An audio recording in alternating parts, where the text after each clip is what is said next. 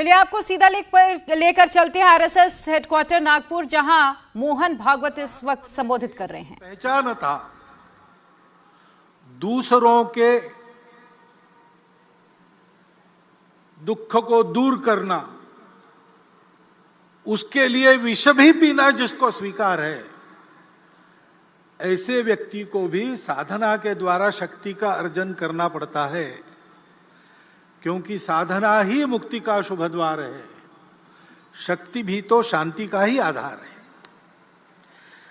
ऐसे शक्ति उपासना का यह उत्सव है, विजय का यह उत्सव है, और संयोग है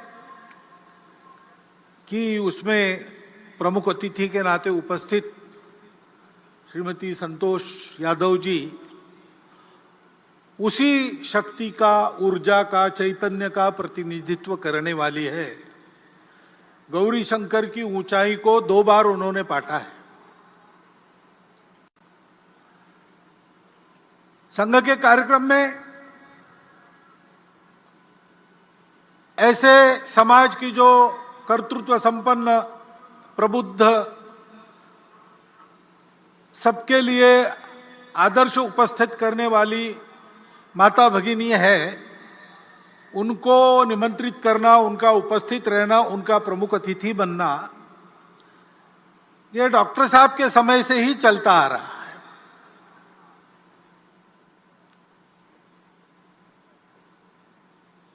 श्रीमती अनुसुयाबाई काले हमारे कार्यक्रम में आ चुकी है। उस समय भारतीय महिला परिषद, इंडियन वुमेन्स कॉन्फ्रेंस की उस समय की अध्यक्षा राजकुमारी अमृत कौर भी यहां के शिविर में आ चुकी है। दिसंबर 34 में शिविर हुआ था, उसमें भी अध्यक्षता ऐसी एक महिला ने की थी, और तब से चलता आ रहा है।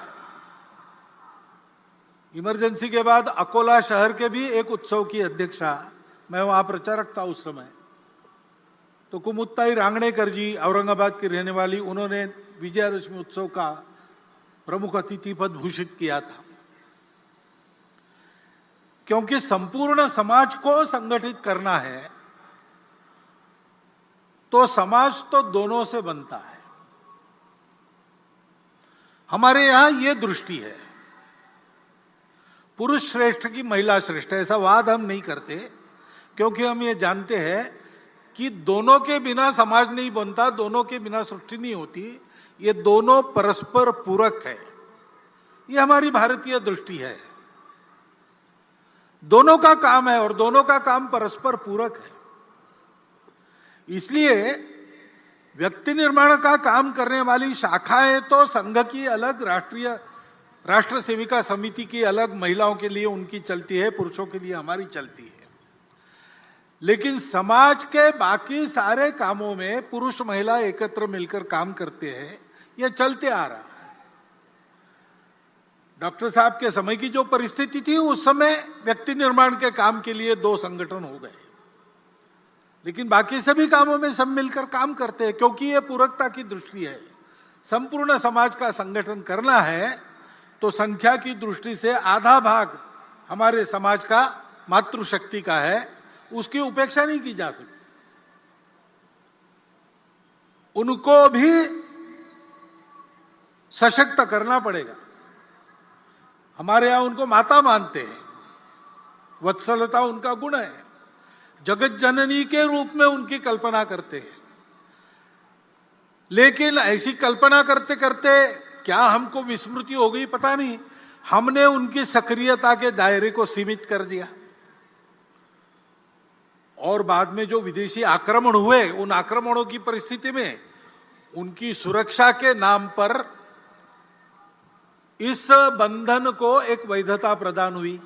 आक्रमण की परिस्थिति चली गई, लेकिन बंधन हमने कायम रखे, उनको कभी मुक्त नहीं किया।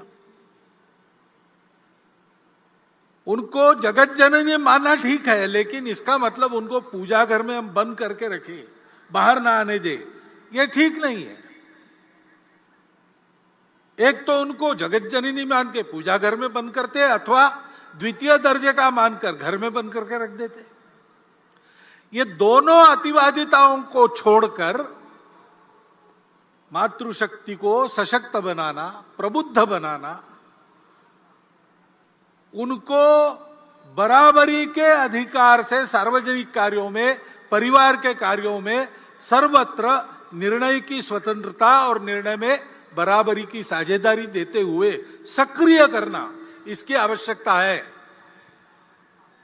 2017 में विविध संगठनों में काम करने वाली और हमारी महिला कार्यकर्ताओं ने सारे भारत का एक बहुत बड़ा मातृशक्ति का सर्वे किया था। सब प्रकार की महिलाएं उसमें उन्होंने सर्वे में ली थी, यानी सन्यासिनियों से लेकर तो बड़े बड़े उद्योग चलाने वाली महिलाओं तक सबको उसमें लिया था। भारतवर्ष में महिलाओं का इतना समग्र सर्वेक्षण ये पहली बार हुआ है। वो सर्वे प्रसिद्ध भी हुआ, उस सर्वे को सरकार के पास भी दिया गया।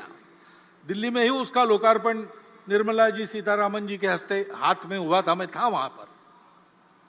उस सर्वे के निष्कर्ष भी यही है,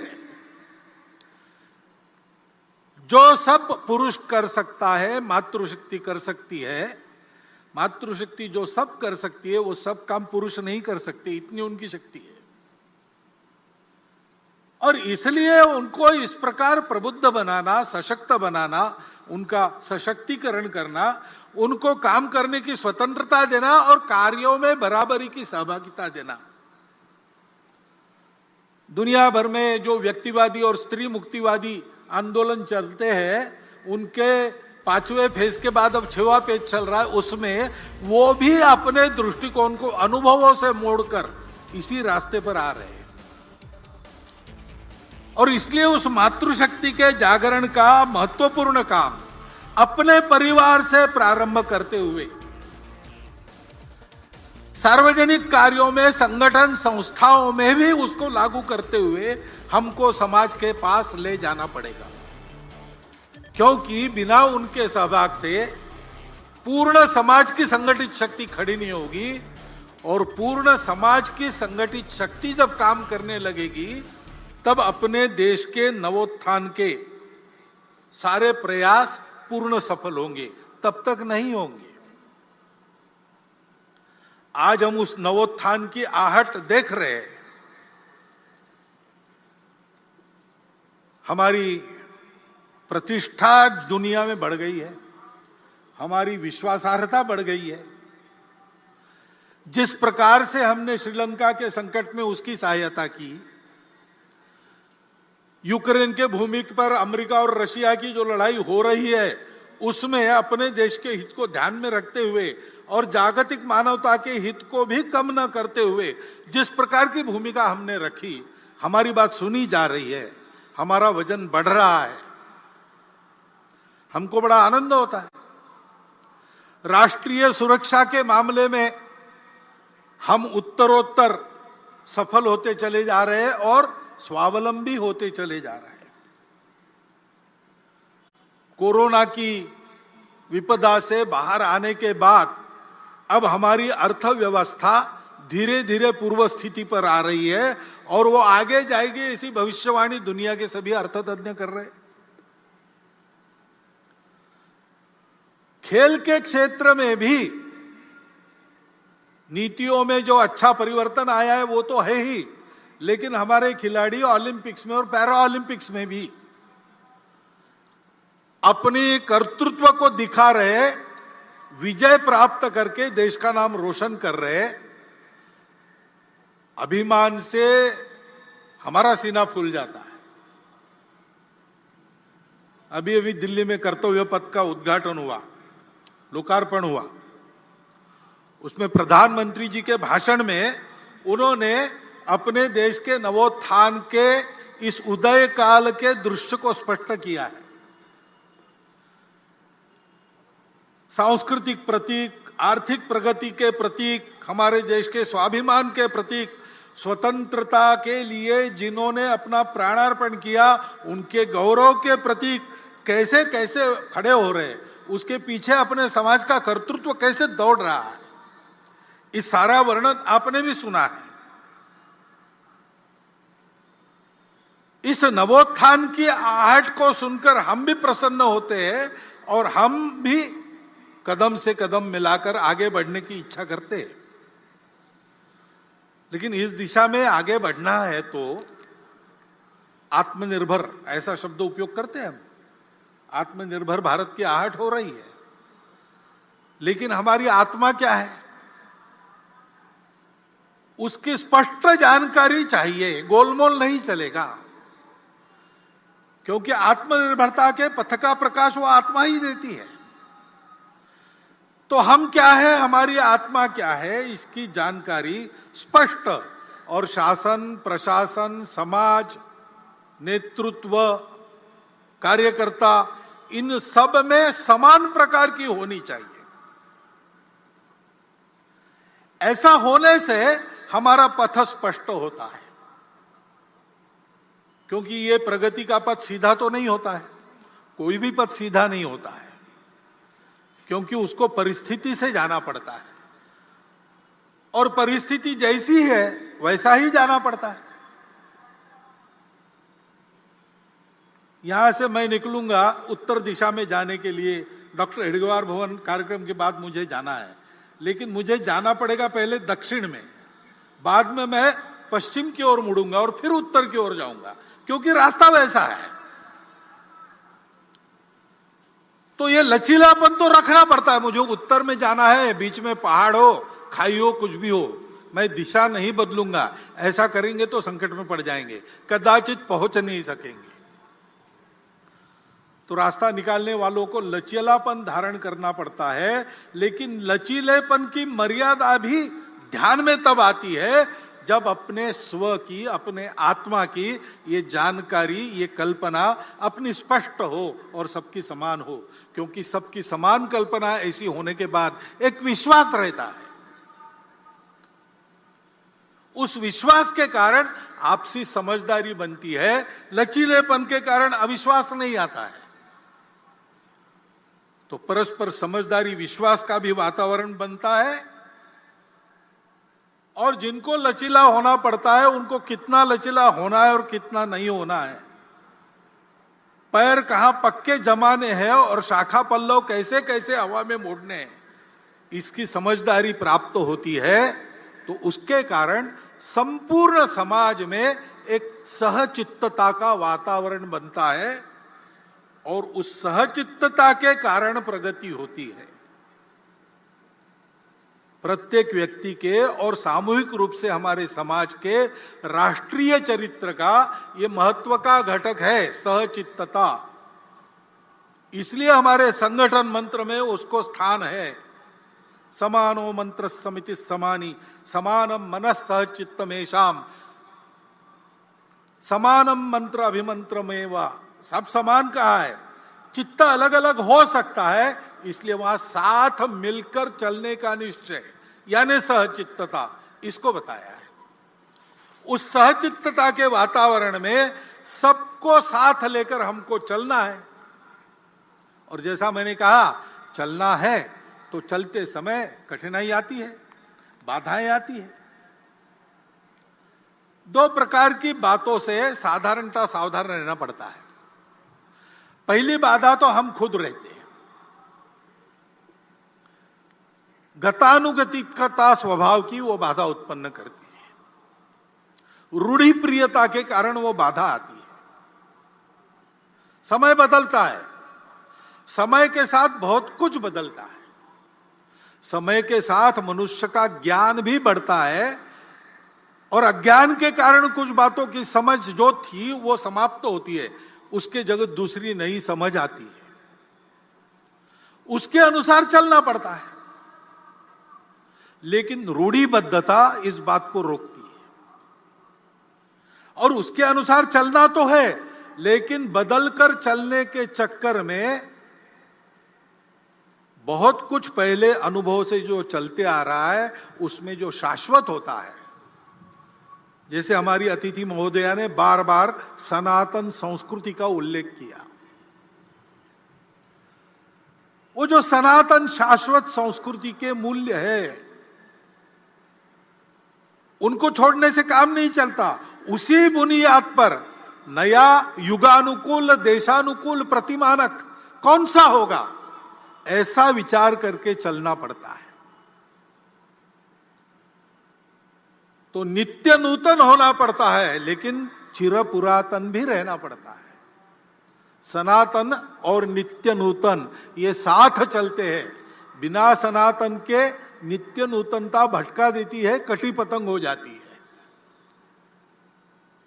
और बिना नूतनता के, वो अंग्रेजी कविता प्रसिद्ध है, old order changeth, yielding place to new, lest one good question should corrupt the world. परिवर्तन ये दुनिया का नियम है, उसके साथ चलना पड़ता है, लेकिन उसके साथ चलते चलते भटक न जाए, इसलिए सनातन पर पैर पक्के रखने पड़ते हैं। ये करने से मन की गतानुगतिकता हमको रोकती है। हमको उससे बाहर आकर अपने उस सनातन संस्कृति के मूल्यों का युगानुकूल, देशानुकूल अभिव्यक्ति करने वाला रूप क्या है, संपूर्ण दुनिया से जो आता है उसमें भी लेने लायक क्या है, उसको देशानुकूल कैसे बनाते, ऐसा विचार करना पड़ेगा। दूसरे प्रकार की जो बाधा है, सनातन मूल्यों का क्षरण न हो, ये देखकर चलते समय और भी एक बाधा है, वो बाहर से आती, जो भारतवर्ष की प्रगति को होने नहीं देना चाहते। उसलिए भारतवर्ष के समाज में किसी प्रकार का सद्भाव, सामंजस्य जो नहीं चाहते, जिनके स्वार्थों को मार मिलेगी ऐसा उनको डर लगता है, ऐसा होने से वो सारी शक्तियां बाधा उत्पन्न करती है। अब उनके साधन भी होते हैं, अपना स्वार्थ साधने के लिए असत्य विमर्श पैदा करते हैं, गलत विमर्श पैदा करते हैं, हमको भटकाने के लिए, हमारे मन में द्वेष उत्पन्न करने का प्रयास करते हैं,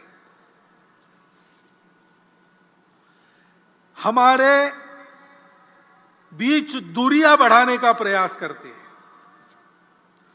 ऐसे सतत उनके प्रयास चलते हैं जिससे इस देश में एक आतंक का वातावरण हो, कलह बढ़े, देश में एक प्रकार से अराजकता हो जाए, नियम कानून के प्रति सम्मान न रहे, किसी को और कोई बंधन न रहे, डर न रहे, अनुशासन न रहे। इस प्रकार की कार्रवाइयां उनकी चलती रही है, वर्णन करने का जरूरत नहीं, हम सबको पता है, हम सब उसको अनुभव कर रहे हैं। और हम उनको पैठ दे इसलिए वो हमसे नजदीकी जताते हैं, जाति के नाम पर, पंथ संप्रदाय के नाम पर, अपने निहित स्वार्थों के नाम पर भी हमारे हमदर्द बनकर आते हैं। उनके इस चंगुल में फंसना नहीं। राष्ट्र विरोधी ऐसी बातों का निर्भयतापूर्वक और निर्मोही होकर अपने पराये का विचार न करते हुए हमको निषेध ही करना पड़ेगा, प्रतिकार भी करना पड़ेगा। शासन प्रशासन इनको नियंत्रित या निर्मूल करने का जो प्रयास करता है उसमें उनके सहयोगी बनना पड़ेगा। ये कार्रवाइयां चल रही है, भोलेपन से समाज उसमें फंसे नहीं। एक बहुत पुराना मराठी भावगीत मुझे याद आता है, शायद लता जी ने ही गाया है। उसमें यह कहा गया है, वाढवीत भेद भावा दुष्टतोचा फिरतो कावा। भेद भावों को बढ़ाते हुए दुष्टता अपने छल कपट कर रही है। गाठुनिया भोळ्या जीवा अंधारात घालील घाव।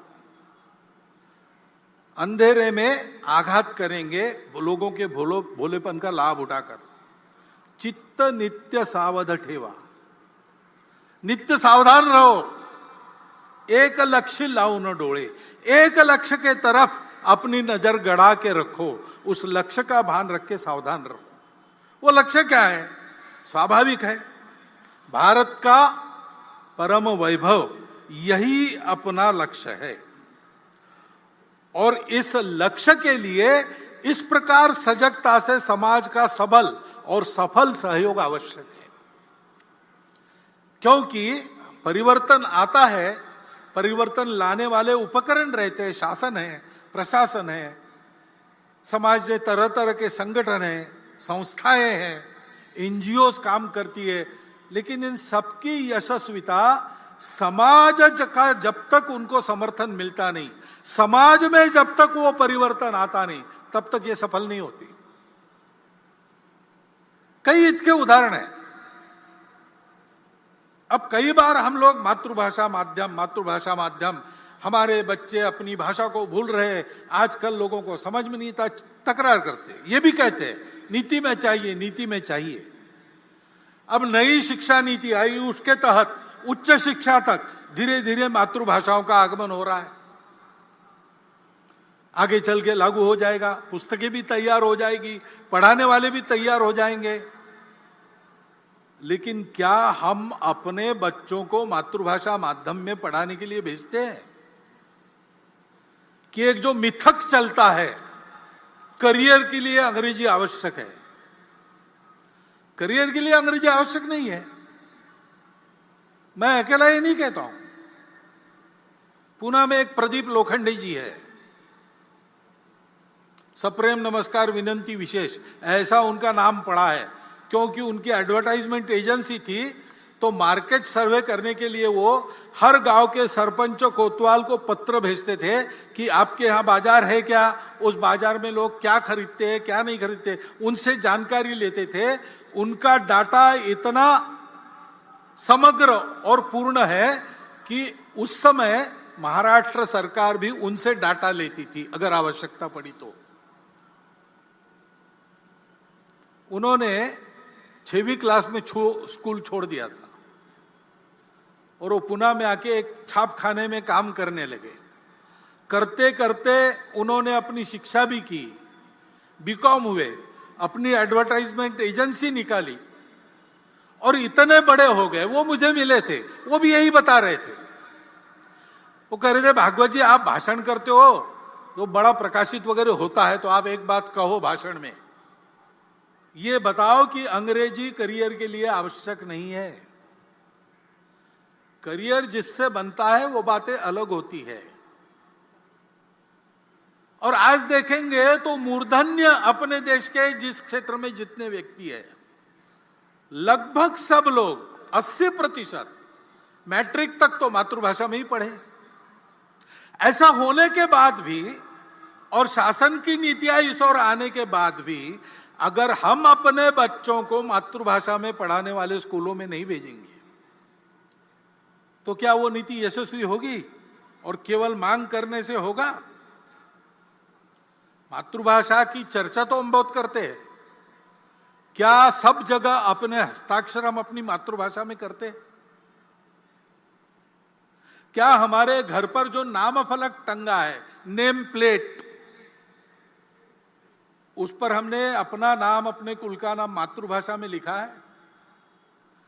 अपने घर के कार्य प्रसंगों के निमंत्रण हम भेजते हैं, अपने परिचित मित्र लगभग सब 90% तो भारत के ही होते हैं, रिश्तेदार भी भारत के ही होते हैं, क्या वो हम अपनी मातृभाषा में उनको भेजते हैं?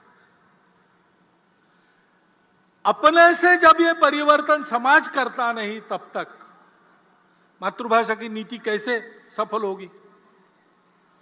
शिक्षा नीति में, और हम कहते हैं संस्कार आजकल नहीं मिलते, संस्कार आने चाहिए, सुसंस्कृत देशभक्त नागरिक बनने चाहिए, लेकिन अपने पाल्यों को स्कूल में भेजते समय हम क्या बताते हैं? ऐसा पढ़ो कि अधिक कमाओगे, ऐसा बताते हैं कि ऐसा पढ़ो कि देश के उत्तम नागरिक बनोगे, ऐसा बताते हैं। पाल्यों को अगर हम ये मंत्र देकर भेज रहे कि कुछ भी करके अधिक कमाने वाली डिग्री लो, तुमको उस डिग्री का ज्ञान लेने की इच्छा हो ना हो, मन के विरुद्ध पैसा पैसा पैसा पैसा ऐसा होने के लिए तुमको वही करना चाहिए। जब तक ये अभिभावक पढ़ाते तब तक छात्र कैसे देशभक्त सुसंस्कृत नागरिक बनेंगे? वो तो पैसा कमाने वाली मशीन ही बनना चाहेंगे। शुरू समाज से होती है सारी बातें। संस्कार भी समाज में घर में अभिभावक देते हैं, सामाजिक आयोजनों में और माध्यमों के द्वारा, जननेताओं के द्वारा संस्कारों का वातावरण होता है। केवल विद्यालय महाविद्यालयीन शिक्षा में संस्कार नहीं मिलते। हमको परतंत्र बनाने वाली शिक्षा जब शासन के संपूर्ण आशीर्वाद से लागू थी स्वतंत्रता के पूर्व, तो हमारे स्वतंत्रता के लिए हमारी सनातन संस्कृति के आधार पर नए भारत की कल्पना करके संघर्ष करने वाले सबके सब लोग उसी शिक्षा पद्धति में से निकले। लोकमान्य तिलक कहां पढ़े थे? गुरुकुल में नहीं पढ़े थे। कोरोना में और बड़ी संख्या में 3 करोड़ से ऊपर लोगों का इधर से उधर जाना हुआ, रोजगार छूट गए, नए रोजगार नहीं बने। ऐसे लोगों को रोजगार देने का काम हमने किया, केवल संघ के स्वयंसेवक ने नहीं। कोई एक संगठन, एक सरकार, एक नेता नहीं कर सकता, लेकिन उस समय सब लोग इकट्ठा आ गए। शासन प्रशासन भी आया, समाज के सधन संपन्न व्यक्ति भी आए, उद्योग चलाने वाले लोग भी आए, संघ के कार्यकर्ता, समाज के कार्यकर्ता सब एक हुए और सबने प्रयास किए, तो मिल गया काम लोगों को।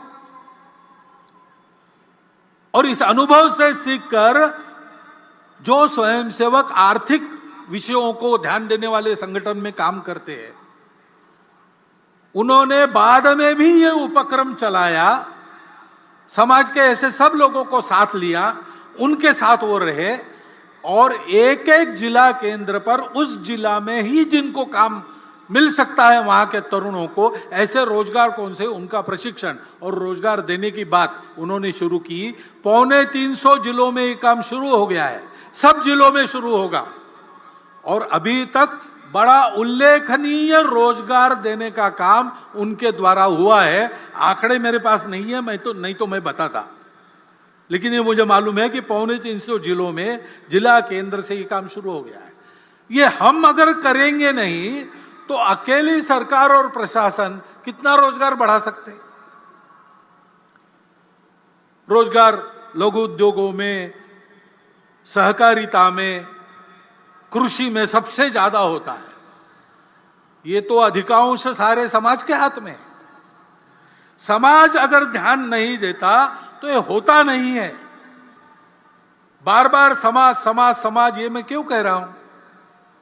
सरकार को उसके दायित्व से मुक्त करना मैं नहीं चाहता हूं और हमको मुक्त नहीं करना है, उस पर नजर रखनी है, ठीक करते हैं कि नहीं अपने दायित्व को पूरा।